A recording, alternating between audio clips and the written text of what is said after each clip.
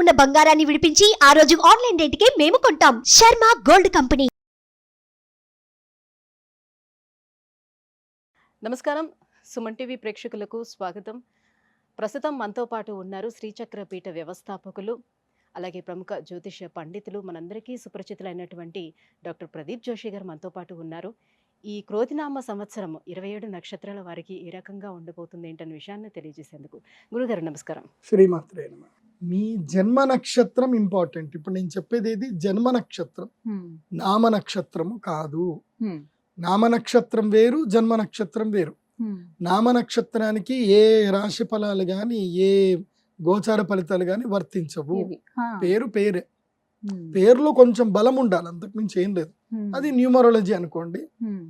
మిగతాదంతా కూడా ఇప్పుడు నేను చెప్పేటువంటి నక్షత్ర ఫలితాలు ఏవవుతున్నాయి నామ నక్షత్రాన్ని బట్టి, నేను చెప్పేటువంటి పరీక్ష ఏవైతే నక్షత్ర ఫలితాలు ఏవైతున్నాయో ఇవి జన్మ నక్షత్రం అయితే తెలుసుకోవాలి.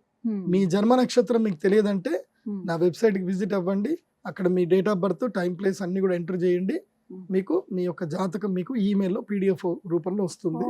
ఇది 500 పేజీలకు పైగా వస్తుంది. డే టు డే రిపోర్ట్తో సహా వస్తుంది. అంటే ఈ రోజు ఏం జరగబోతుంది, రేపు ఏం జరగబోతుంది అనేది సూచన ప్రాయంగా డే టు డే రిపోర్ట్తో సహా వస్తుంది. సో అది మీరు స్వీకరించవచ్చు. మీ జన్మ నక్షత్రం అక్కడి నుంచి తెలుసుకోండి. పేర్లను బట్టి ఇప్పుడు శ్రీనివాస్ అని పేరు ఉంటుంది, అందరూ తులారాశి అని చెప్పేస్తారు. కాదు.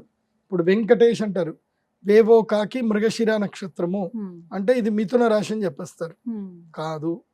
సో ఇలా పేరును బట్టి మీరు రాశులు చెప్పుకోకండి, నక్షత్రాలు చెప్పుకోకండి, దాని ఫలితాలు ఉండవు. సో ఇప్పుడు ఈ సంవత్సరము క్రోధినామ సంవత్సరంలో ఒక్కొక్క నక్షత్రం వారికి ఎలా ఫలితాలు ఉన్నాయో చెప్తాను. అందరూ జాగ్రత్తగా వినండి. మీ జన్మ నక్షత్రాన్ని బట్టి మీరు నోట్స్ రాసుకోండి. గురుగారు, హస్త నక్షత్రం వారికి ఈ క్రోధినామ సంవత్సరం ఎలా ఉండబోతుంది, ఇంకా వాళ్ళు ఎటువంటి పరిహారాలను పాటిస్తే మరింత యోగ్యదాయకంగా ఉంటుంది? శ్రీ గురుభ్యో నమః.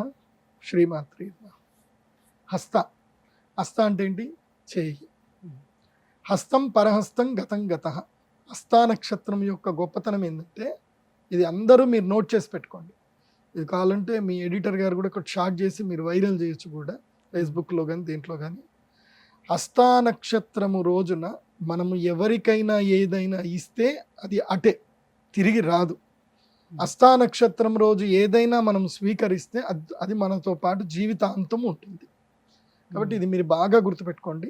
ఏవైనా వస్తువులైనా మనుషులైనా ఏదైనా మీ జీవితంలో పోవాలి, ఇది నా జీవితంలో ఉండకూడదు అంటే వాళ్ళకి హస్త నక్షత్రం రోజు ఆ వస్తువును వదిలేసుకోండి. వాళ్ళకి బ్రేకప్ చెప్పాలంటే హస్త నక్షత్రం రోజు బ్రేకప్ చెప్పండి. ఇంకా వాళ్ళు మీ జీవితంలోకి రారు. ఎవరైనా మీ జీవితంలో ఉండాలి, వీళ్ళు మొత్తం నా జీవితంలో ఉంటే బాగుంటుంది అని మీరు అనుకుంటే వాళ్ళకి హస్త నక్షత్రం రోజు ప్రపోజ్ చేయండి. వాళ్ళని మీ జీవితం లోపలికి ఆహ్వానం చేయండి. బంగారం కొనుక్కున్న హస్త నక్షత్రం రోజు కొనుక్కోండి. సో గోల్డ్ లోన్ మాత్రం హస్త నక్షత్రం రోజు పెట్టకూడదు. గోల్డ్ లోన్ క్లియర్ చేయడం మాత్రం హస్త నక్షత్రం రోజు చేయాలి. ఇది బాగా గుర్తుపెట్టుకోండి. అయితే సేమ్ హస్త నక్షత్ర జాతకుల లక్షణం కూడా ఇట్లాగే ఉంటుంది. వీళ్ళకి జీవితంలో ఏది ఎప్పుడు పట్టుకోవాలో ఏది ఎప్పుడు వదలాలో వీళ్ళకి తెలీదు. వీళ్ళు నిత్య చాంచల్య జీవులు. హస్త నక్షత్రం వాళ్ళు నిత్య చాంచల్యమైనటువంటి వారు. 3 ఫ్లక్చువేషన్స్ దారుణంగా ఉంటాయి వీళ్ళకి. ఎంత దారుణంగా ఉంటాయంటే, ఈ క్షణం ఒకటి ఆలోచిస్తారు, మళ్ళీ ఇంకో క్షణం ఇంకోటి ఆలోచిస్తారు. మీరు ఎవరైనా సరే, మీ యొక్క వైఫ్ కానీ మీ హస్బెండ్ కానీ మీ ఫ్రెండ్స్ కానీ ఎవరైనా హస్త నక్షత్రం ఉన్నారనుకోండి, వాళ్ళ గురించి వాళ్ళు ఏం ఆలోచిస్తున్నారు, వాళ్ళ ఒపీనియన్స్ ఏంది, ఇవి అడగడం మానేయండి. ఎందుకోసం అంటే వాళ్ళ ఒపీనియన్ ఒక క్షణంలో మారిపోతుంది. వాళ్ళకి నచ్చినవి ఈ క్షణం ఉంటుంది, నెక్స్ట్ క్షణం మారిపోతుంది. సో వాళ్ళకి 3 ఫ్లక్చుయేషన్స్ దారుణంగా ఉంటాయి. కానీ ఒకటి మాత్రం ఉంటుంది, వాళ్ళకి మాత్రం పక్కా క్లారిటీ ఇంటర్నల్గా ఒకటే ఉంటుంది. వాళ్ళు అనుకున్న క్లారిటీ పనే చేస్తారు, కానీ ఎదుటి వాళ్ళు మాత్రం పిచ్చోళ్ళు అయిపోతారు వీళ్ళతోటి ఉంటే. సో హస్త నక్షత్రంతో ఎవరైనా స్నేహం చేస్తే మాత్రం వాళ్ళ గురించి ఎక్కువగా ఆలోచించడం మానేయండి. వాళ్ళు ఏది అరిచినా ఏది వేసినా సరే ఓకే ఓకే అని వదిలేయండి తప్ప వాళ్ళ గురించి సీరియస్ తీసుకోకండి. సో ఈ సంవత్సరము హస్త నక్షత్రం వారికి చెప్పేది ఏంటంటే, స్టాప్ యువర్ మూడ్ ఫ్లక్చుయేషన్స్. మీరు రిలేషన్షిప్స్లో ఈ సంవత్సరం దెబ్బతింటారు.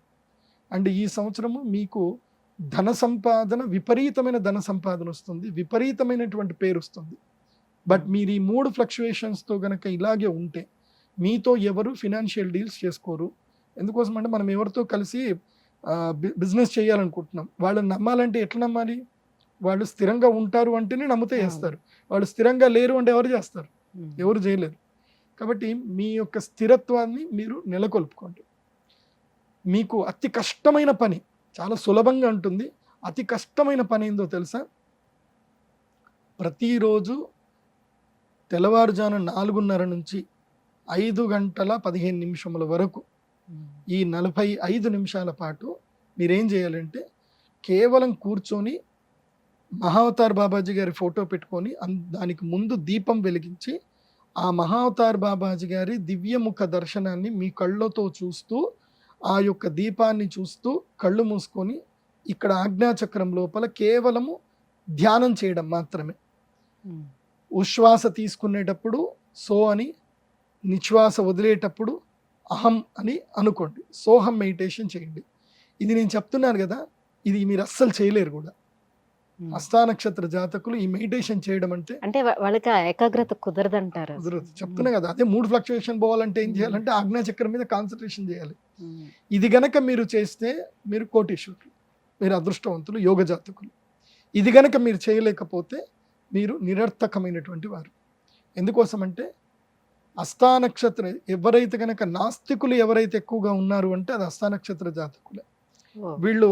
వీళ్ళు లాజిక్లు భయంకరంగా మాట్లాడతారు. వీళ్ళకి ఏ పని చేస్తారు కానీ లాజిక్లు మాట్లాడతారు. ఇప్పుడు ఉదాహరణకి మీరు దైవాన్ని నమ్మాలి అని మీరు అన్నారు అనుకోండి, నేను దైవం నమ్మను అంటారు. దైవం నమ్మను అంటే దైవాన్ని నమ్మించే ప్రయత్నం చేస్తారు. సో ఇలా స్ప్లిట్ పర్సనాలిటీగా ఉండేది ఈ సంవత్సరం అంతా కూడా ఇలాగే ఉంటుంది వీళ్ళకి. కానీ ధనము విపరీతంగా సంపాదిస్తారు. తమను నమ్మిన వాళ్ళకి అందరికీ కూడా చక్కగా సిరి సంపదలు ఇస్తారు. ఈ సంవత్సరం దానాలు చేస్తారు. ఈ ప్రాబ్లమ్స్ అన్నీ కూడా సెటిల్ అయిపోతాయి ఈ సంవత్సరంతో. అత్యంత ఉన్నత స్థాయికి వస్తారు. గృహ నిర్మాణాలు చేసుకుంటారు, ఇళ్ళు కట్టుకుంటారు, మంచి కీర్తి ప్రతిష్టలు వస్తాయి. ఇవన్నీ ఉన్నాయి. కానీ పాలల్లో నిమ్మ చుక్క పడితే ఎట్లాగైతే పాడైపోతుందో మీ మూడు ఫ్లక్చుయేషన్స్ వల్ల ఈ వచ్చేటి అని కూడా పోతాయి. కాబట్టి స్థిరంగా ఉండండి, ప్రశాంతంగా ఉండండి, కోపం తగ్గించుకోండి. ఏదైనా సరే నవ్వుతూ పలకరించండి, అందరినీ నవ్వుతూ పలకరించండి. కోపం పూర్తిగా తగ్గించుకోవాలి. ఎవ్వరు ఏదైనా సరే no reaction, only action. Okay, పని చేయడం మాత్రమే తెలుసుకోండి, బాగుంటుంది. సో పరిహారం ఇదైతే చెప్పాను. ఇంకొక పరిహారం ఏంటంటే కనుక ఈ సంవత్సరం వీలైతే కనుక కేదార్నాథ్ వెళ్ళి కేదార్నాథ్ దర్శనం చేసుకోండి. హస్తా నక్షత్రం వారు బాగుంటుంది. ధన్యవాదాలు గురుగారు. సుమన్ టీవీలో మీ పర్సనల్ అండ్ బిజినెస్ ప్రమోషన్స్ కోసం కింది నెంబర్కి కాంటాక్ట్ చేయండి.